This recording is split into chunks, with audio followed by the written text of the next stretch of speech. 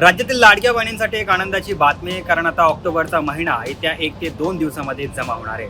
मंत्री आदित्य तटकरे यांनी ही सविस्तर माहिती दिली आहे. नमस्कार, मी सलमान शेख आणि आपण पाहताय एबीपी माझा.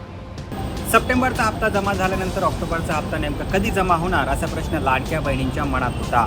पण मंत्री आदित्य तटकरे यांनी स्पष्ट केलं आहे की आता ऑक्टोबरचा हप्ता जो आहे तो 1 ते 2 दिवसामध्ये जमा होण्यास सुरुवात होणार आहे. ज्या लाडक्या बहिणी या योजनेसाठी पात्र आहेत त्यांच्या आधार लिंक असलेल्या बँक खात्यामध्ये 1500 रुपये आता येत्या 1 ते 2 दिवसामध्ये जमा होणार आहे. यासोबत ज्या लाडक्या बहिणींनी केवायसी केलेली नाही त्यांनी केवायसी करून घ्यावी, कारण आता लाडकी बहीण योजनेसाठी केवायसी बंधनकारक करण्यात आली आहे. त्याची शेवटची तारीख ही 18 नोव्हेंबरपर्यंत देण्यात आली आहे. केवायसी करण्यासाठी लाडक्या बहिणींना सरकारच्या ऑफिशियल वेबसाईट ladkibaheen.gov.in या वेबसाईटवरती जायचं आहे.